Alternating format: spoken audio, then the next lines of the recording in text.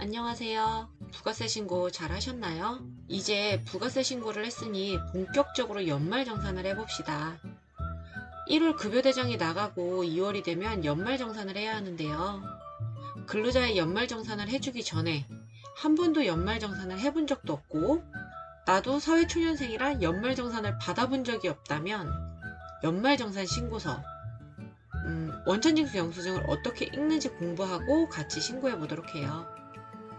원천징수 신고서 보는 법이 정말 중요한 이유는 간소화 자료가 어디에 반영이 되어 있는지, 간소화 자료 이외에 내가 받아야 할 자료는 뭐가 있는지 정확하게 알고 넘어갈 수 있기 때문이에요. 연말정산을 하고 원천징수 영수증을 배포하면 생각보다 많은 근로자분들이 문의를 많이 주시기 때문에 담당자라면 신고서를 잘 알아야 합니다. 지금부터 원천징수 영수증을 한번 보면서 제가 간단하게 읽는 법을 설명드리도록 할게요. 자, 지금 이 화면은요, 원천징수 영수증 화면을 제가 띄워놨고요. 요거는 실제로 제가 연말정산을 한 원천징수 영수증이에요. 그래서 근로자의 인적정보나 이런 것들은 제가 전부 지웠고요. 요렇게 생긴 서식이 있습니다. 서식은 보통 3장 또는 4장 요렇게 돼요. 그렇기 때문에 요렇게 되어 있는 거를 봐주시면 되고요. 우선 얘를 조금 확대를 해서 같이 볼까요? 보통 원천징수 영수증은 요렇게 3장 정도 되고요. 요 3장 정도 되는 이 원천징수 영수증을 요렇게 되어 있고요. 이제부터 같이 원천징수 영수증을 확대해서 보면서 어떠한 항목들이 있는지 한번 설명을 드릴게요. 맨 위에 원천징수 영수증이라고 이제 표시가 되어 있고요. 그리고 여기 간단하게 이 사람이 거주자인지 아닌지 이렇게 나옵니다. 확대를 한번 해볼까요? 원천징수 영수증에는 자 위에서부터 설명을 드리면 이렇게 원천징수 영수증이라고 표기가 되어 있고 거주자인지 비거주자인지 거주국이 표시가 되어 있고 내국인 외국인 이렇게 표시가 되어 있어요. 그래서 가장 많이 보셔야 하는 거는 이 사람이 세대주인지 세대원인지를 체크를 해주셔야 되고요. 이거 뭐 전부 다 세대주 이렇게 표시하는 분들도 있는데 세대주인지 세대원인지에 따라서 원천징수 결과가 달라질 수도 있기 때문에 꼭 세대주에 표시가 되어 있는지 세대원인지 체크를 해주시고요.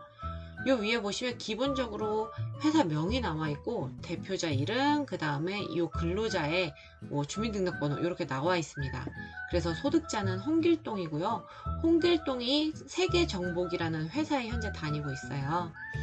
그래서 요거를 보시면 근무기간은 1월 1일부터 12월 31일 기준으로 지금 이분의 연봉은 5,543만 8,050원이고요. 요거는 과세급여인 거예요. 그러니까 비과세는 당연히 세금을 안 내기 때문에 여기에 표시되지 않았을 거고요.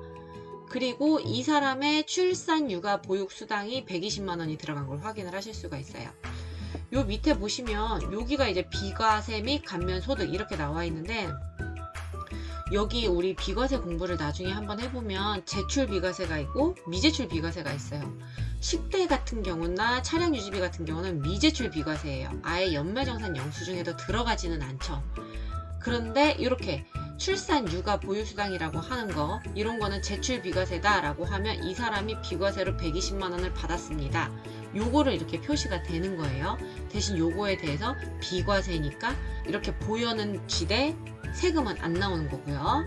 그리고 이렇게 좀 내려봅시다. 이렇게 아래쪽에 보시면 요 아랫부분이 이 연말정산의 핵심이라고 할 수가 있어요. 요거를 이제 보는 방법을 알아야 하는데요. 생각보다 많은 근로자분들도 모르고 담당자들도 모르세요. 그래서 요 우선 74번 주 근무지에 329만 2,150원 요 금액과 지방소득세가 보이시죠? 이거는 뭐냐면 내가 1년 동안 회사에서 월급을 받을 때 뗀 소득세의 총액이에요. 그리고 요 위에 결정세액이라는 거 있어요. 요거는 내가 이것저것 영수증을 제출을 해서 연말정산을 했을 때 원래 내가 냈어야 하는 세금은 188만 9천 원이었구나 이게 확정이 되어지는 거예요. 그래서 내가 1년 동안 329만 원에서 188만 원만 내야 되는데 많이 냈구나 싶으니까 돌려주는 금액이 요 밑에 차감징수세액인 거예요. 그래서 140만 원을 돌려주는 거죠. 요 한 장의 표에 이제 압축되어 있는 거예요. 여기 보시면 위에 나의 연봉 5,543만원에 1년 동안 소득세는 188만원 요렇게요. 자, 그러면 요 188만원이 어떻게 정해졌는지 한번 뒤로 가볼게요. 요 뒷장에는 상세 내역이 나와 있어요. 이 상세 내역을 보면 우리가 연말정산하는 위의 내역을 알 수가 있는데, 항상 모든 서식은 숫자를 기준으로 이제 내려가는 거예요. 21번, 22번 요렇게 쭉 요렇게 내려가서 위로 다시 올라가서 보는 거예요. 줄여보면 자, 여기 요 위에서부터 시작을 해서 요렇게 내려가서 요렇게 올라와서 다시 내려가는, 요 앞에 숫자가 괜히 써진 게 아니니까 요 숫자대로 한번 봐볼게요. 자, 여기서부터 저의 급여는 5,500만원입니다. 그리고 근로소득공제가 들어가죠. 요거는 그냥 나라에서 너는 이만큼 벌면 이만큼은 나라에서 빼줄게 하는 그냥 기본 공제인 거죠. 기본으로 빼주는 거. 그래서 요 금액은 자동으로 이제 물려오게 되고요. 그래서 나라에서 인정하는 저의 순수익은 4,290만원으로 시작을 합니다. 나라에서 너는 기본적인 거 내가 빼주고 4,200만원 벌었다고 생각을 해줄게. 너 여기서 얼만큼 썼는지 한번 보자. 이렇게 되는 거죠.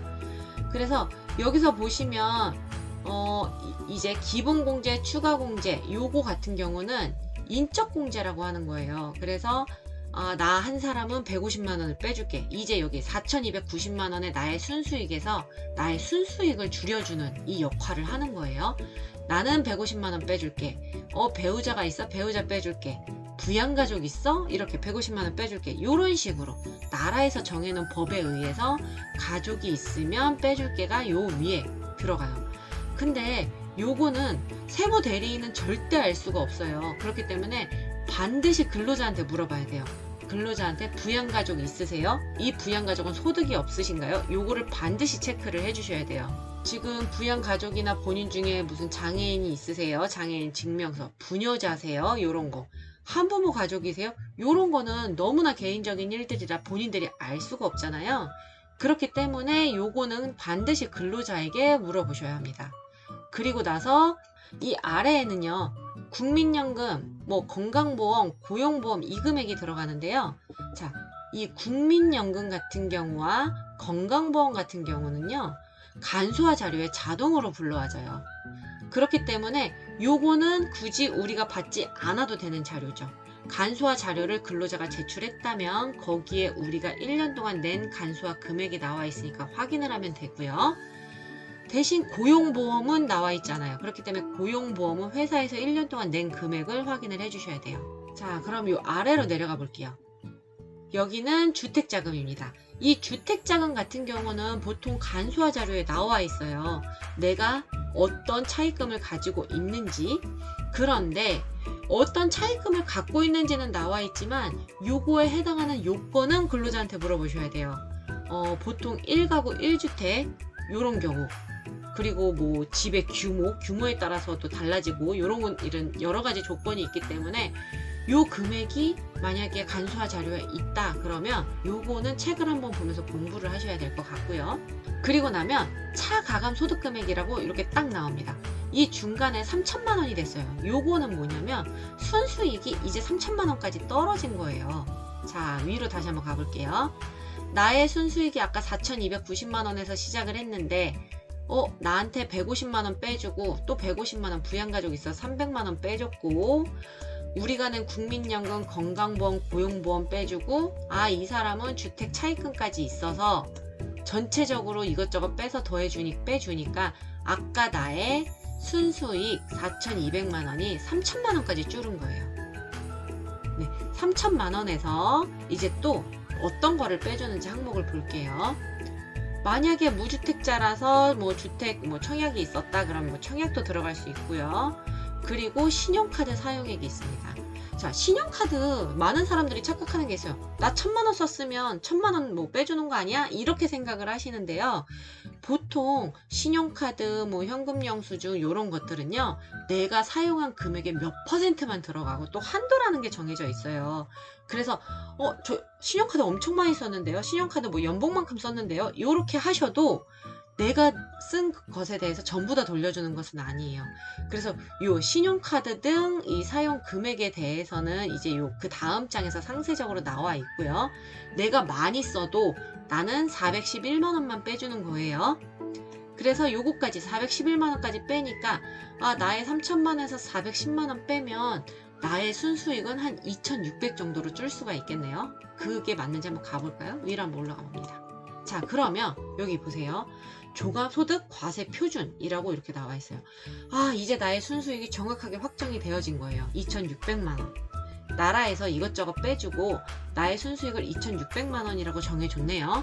그러면 이제부터 세금을 계산하는 거예요.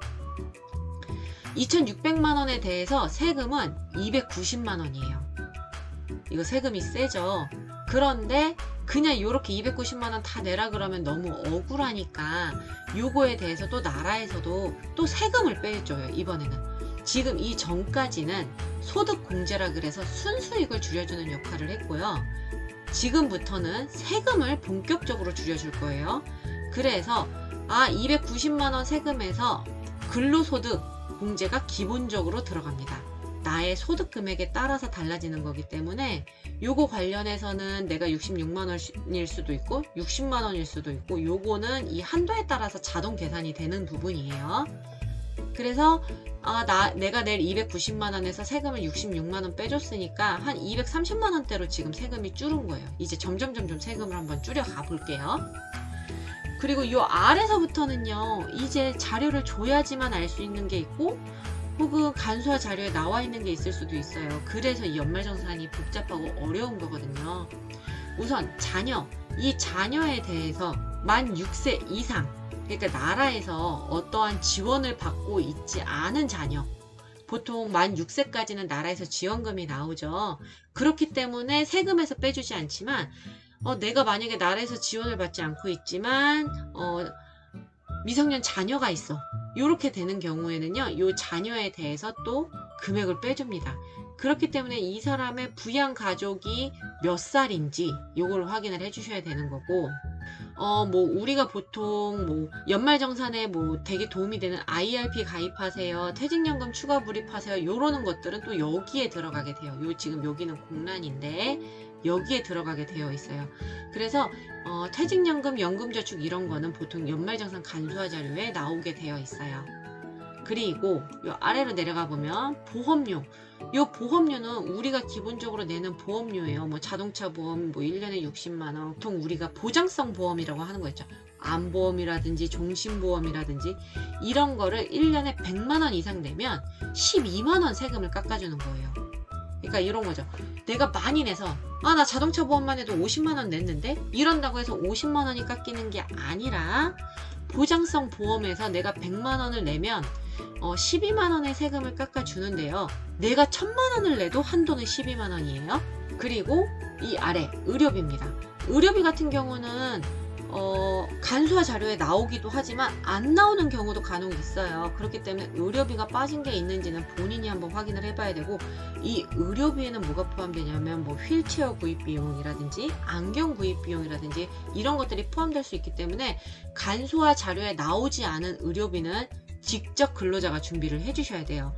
그래서 이 의료비도 내가 38만 원만 썼나? 요게 아니에요. 요거는 뭐냐면 내 연봉의 3%가 넘는 금액에서부터 이제 의료비가 되는 거예요. 또 의료비 중에서도 우리 요새 보험료로 많이 받잖아요. 실비 보험 들어서. 그러면 또 그게 까져요. 그렇기 때문에 의료비는 거의 안 들어간다라고 생각을 해야겠죠. 그리고 교육비 같은 경우도 미취학 아동의 교육비, 그리고 자녀의 교복비 이런 것들이 이제 들어가는데요. 이 교육비 같은 경우는 나라에서 낸 교육비는 이제 확인이 되지만 미취학 아동의 학원비 같은 경우는 절대 확인이 되지 않기 때문에 요것도 근로자가 챙겨주셔야 돼요. 그리고 요 아래로 내려가 봅니다. 요 아래 정치자금, 법정기부금 이런 것들이 있는데, 기부금은 간소화 자료에 나올 수도 있고 안 나올 수도 있어요. 요것도 본인이 챙겨주셔야 돼요. 자, 그리고 아래로 내려가 봅니다. 보통 주택 차입금, 외국 납부, 요거는 주택 차입금 같은 경우는 워낙 과거에 있었던 항목이라서 지금 되시는 분은 거의 없을 것 같고, 외국 납부세액이 있으신 분도 일반 근로자라면 특수한 상황이니까 없을 것 같고요. 자, 이 월세액 같은 경우는 내가 지금 월세를 내고 있다, 그리고 좀 소득이 낮다, 이렇게 되면은 요 월세액 공제를 받을 수가 있는데, 요거는 여기에 주소지도 옮겨 있어야 하고요. 대신 한 가지 좋은 건 집주인의 동의를 얻지 않아도 괜찮아요. 우리가 정상적으로 여기에 세입자로 들어가 있고 계약서가 있고 이체 확인증이 있다면 계약서와 이체 확인증 그리고 이 주소지에 들어간 나의 등본의 주소지를 갖고 이 월세액을 받을 수가 있어요. 그래서 이 사람의 처음에 세금은 290만원에서 시작했는데 세금이 점점 깎이죠. 66만원 빠지고 12만원, 57,000원, 18만원 이렇게 빠져서 이 사람의 결국 전체 세금은 100만원이 빠진 180만원 요렇게 된 거예요. 그래서 이 사람은 내가 5천만원 벌었는데 결국 나의 세금은 188만원이구나 요게 이렇게 확정이 된 거라고 이제 생각을 하시면 돼요.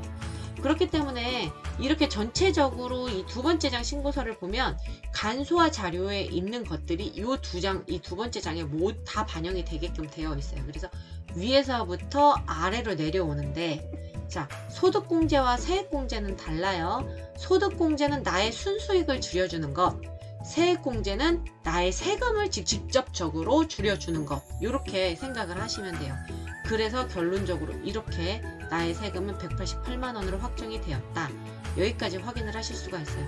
그러면 맨 마지막 장은 무엇일까요? 자, 맨 마지막 장은 내 두 번째 내용에 대한 상세 내역인 거예요. 그래서 맨 마지막 장은 내가 이게 잘 들어갔는지 총괄표인 거예요. 그렇기 때문에 첫 번째, 두 번째, 세 번째 장을 전부 다 보실 줄 아시면 나 연말정산 어떻게 되었는지 확인을 할 수가 있는 거예요. 그래서 이 항목들을 잘 보면 내가 어떤 자료를 받아야 하고 어떤 자료는 간소화 자료에 있으니까 안 받아도 되고 이런 것들을 확인할 수가 있고 반대로 근로자는 내가 낸 그 자료가 잘 반영이 됐는지를 확인을 해 보실 수가 있죠. 연말정산 같은 경우는 책만 봐도 도톰한 한 권이기 때문에 이 항목은 어떤 조건이 있어요. 요거를 다 외울 수는 없어요. 그렇기 때문에 어떤 요건이 있다. 그리고 어떤 금액을 근로자에게 나에게 줬다 그러면 그거에 관련해서 책을 찾아보시면 정말 빨라요. 요새 세무서 가시면 책 배포하고 있거든요. 그래서 그 책 한 권씩 갖고 오셔서 옆에 끼시고 연말정산 하시면 아주 도움이 될 것 같습니다. 시간이 되면 더존으로 연말정산 간단하게 하는 법 설명 올릴 수 있도록 한번 노력을 해볼게요. 감사합니다.